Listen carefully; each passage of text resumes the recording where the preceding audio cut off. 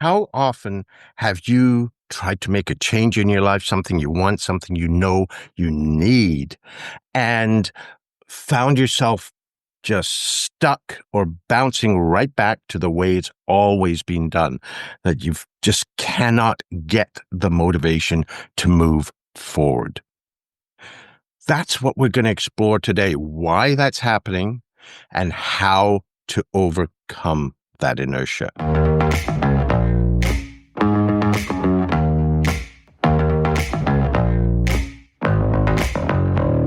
Hi, I'm Ravi Tangri, and this is SOULgineering Your Life and Work.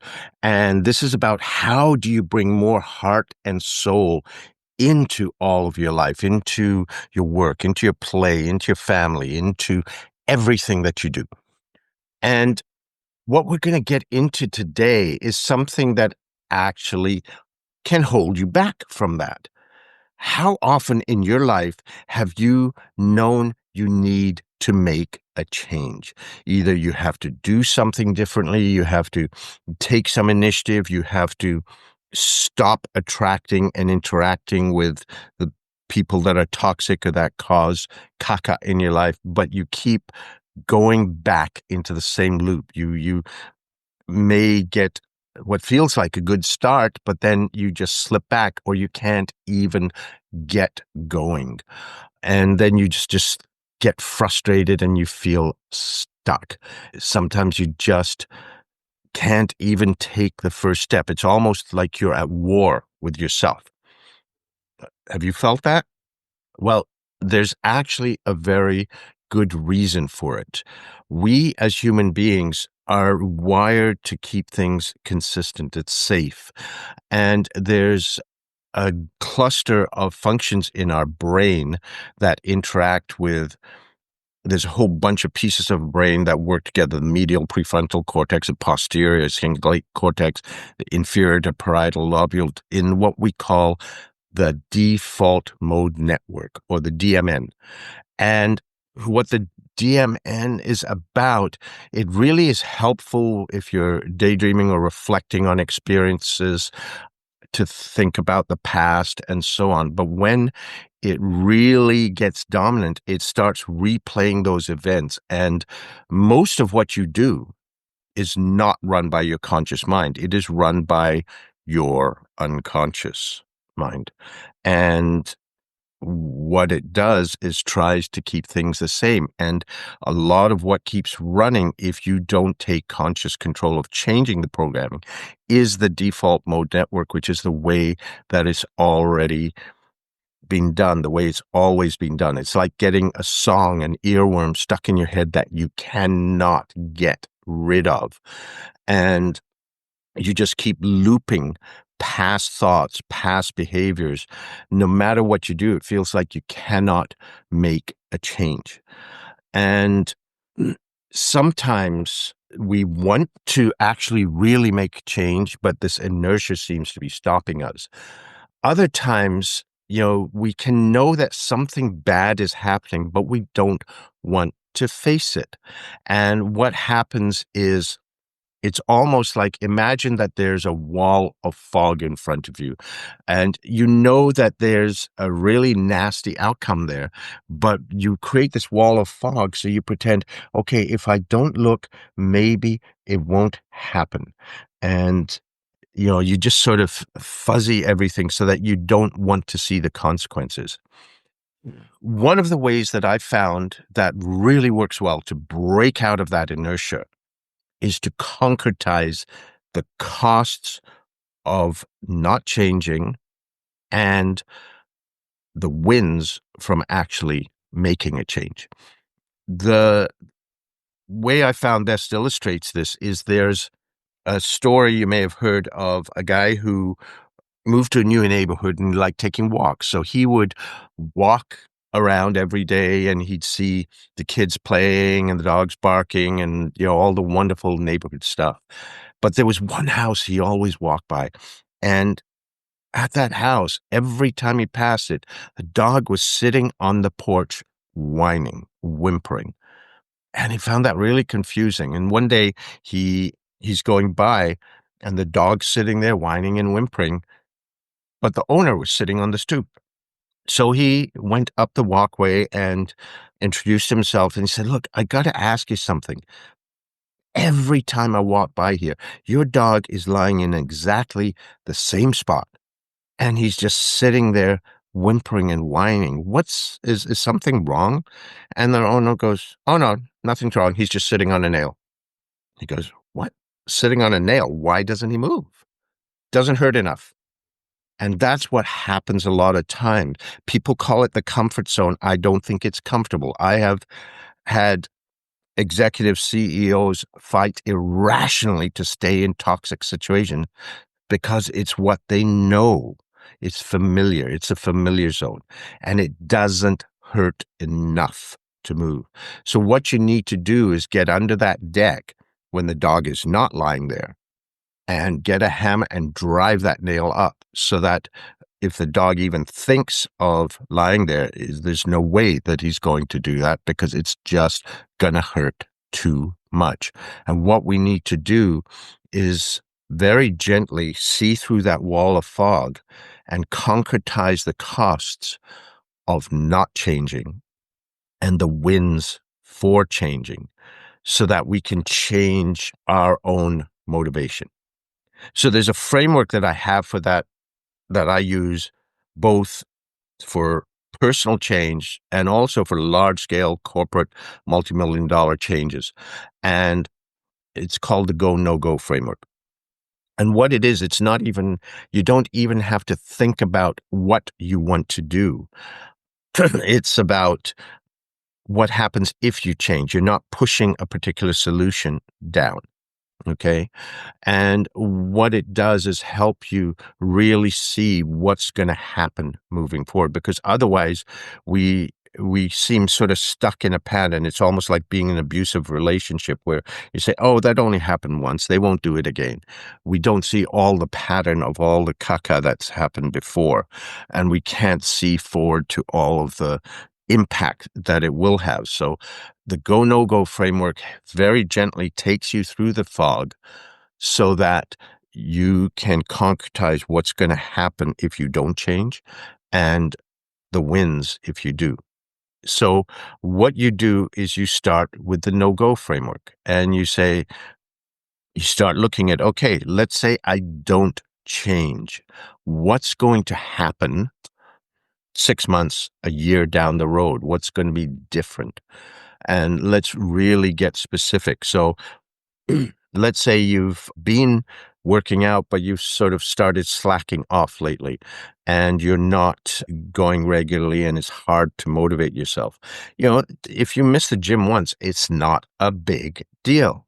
But if you get out of the habit of it, after a little while, it's really going to have an impact. So you start moving forward and say, okay, I haven't gone for the last month or so.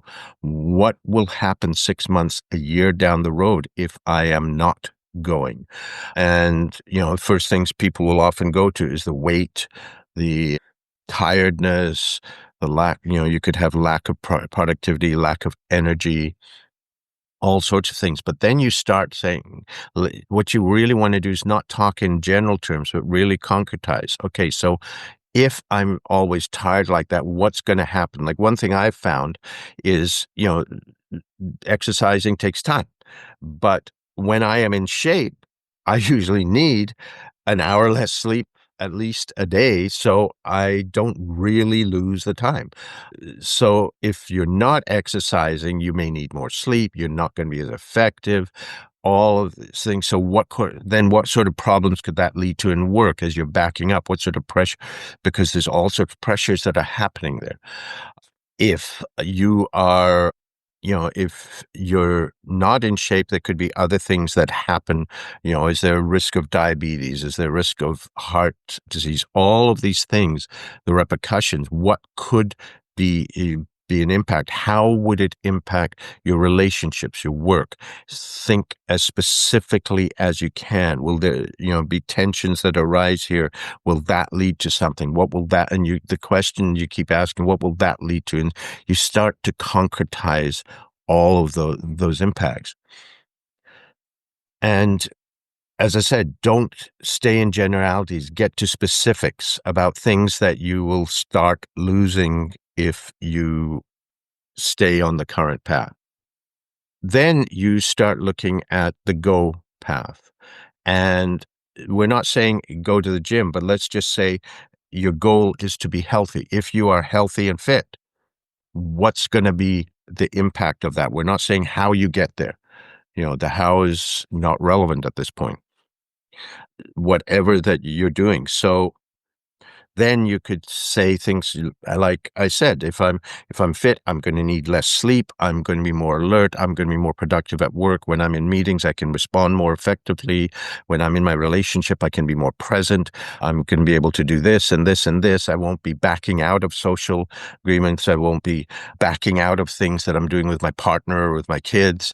I can do all of the more of these things. I can have this, and here's all the wins that I'm going to have. And again, get very specific. Don't stay in the abstract. The more you can concretize it, the more you're pulling yourself out of that fog to see clearly, and start thinking about, and what will that lead to? And what will that lead to?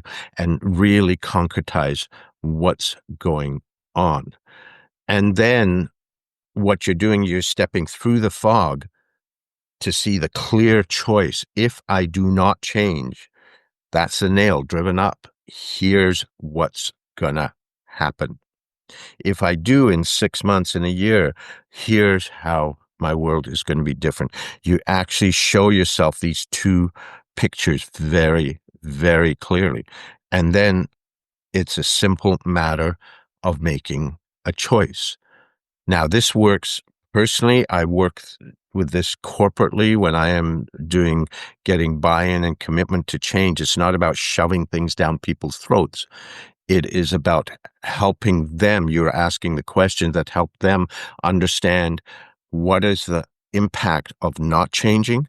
What would be the impact if I get what I want? And then now, there's the two paths. Which do you choose? And it's pretty much a no-brainer. It becomes very easy at that point.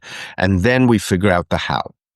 So then you co-create the how about, okay, what's going to be more effective, what's going to be more useful for all parties involved. If you're working with yourself individually, if it's being fit, maybe it's not going to the gym. Maybe there's something else that you would enjoy that would make it easy.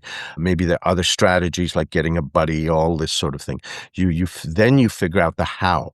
But if you're just trying to force yourself to the gym, your default mode network is going to keep pulling you back to where you've been, to the struggle. You haven't changed the picture that you're moving towards and away from in your brain. Now, if you're working on this individually, it can help to get a buddy that you can go through the process with for each other. You sort of act as a coach or consultant for each other, asking the questions. What will that lead to? And how will that impact things? And how will that impact things? How will that? So on. Sometimes that inertia is very strong, and there's more barriers that you need to break. So you may need professional support. You may need a coach or a counselor. And, I've always said there is nothing ever wrong with that. We do regular maintenance on our cars. We get maintenance on equipment that we have at home and so on. Our computers are constantly upgrading and servicing themselves, but we tend to get all weird and squirrely when it comes to support and maintenance of our emotions and our spirits. And I think that those aspects of ourselves need that even more than any of the other stuff, our car or anything else. A car will probably keep going for a while. With us, there's a huge amount of pressure that you can build up if you can stay stuck and stay governed by your default mode network. So what I would suggest is play with this, start applying this in a small way with small situations, start to get used to it, figure out how it works and how you can connect yourself and connect to that motivation. And then you start using it on larger and larger situations. It's like a muscle. You go in and try to press 300 pounds, you are going to hurt yourself. But if you work at it and build up, you might get there. You've got to start building up this ability. And if it does feel overwhelming, reach out. Maybe you do need a coach. Maybe you do need a counselor. If there are major changes that you are looking at in your life that you feel like you just keep butting against the wall, banging your head, if it feels right for you, feel free to reach out. You can have a complimentary chat with me. Just go to callravi.com and we can see if there might be value I might add, or I might be able to point you to other resources. That's one thing that I'm very focused on, is how do we break past the things that are holding us back? Quite often, it doesn't require a lot of effort to move forward. We just have to defuse what's holding us back. But play with this, see what's happening. Share in the comments, please, how it works, any questions you have. It is not hugely sophisticated. None of the stuff that makes real change is. Okay, this is not rocket science. I can say that I'm a rocket scientist. You can believe me. It's the simple stuff that works. So try this out, see how it works to start to break the momentum, break the inertia, and please share with me what you discover. I really would love to hear it. I'm Ravi Tangri, and this is SOULgineering, your life and work. Have an amazing day.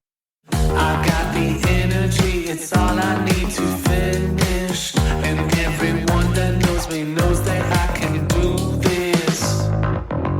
Yeah, I know that I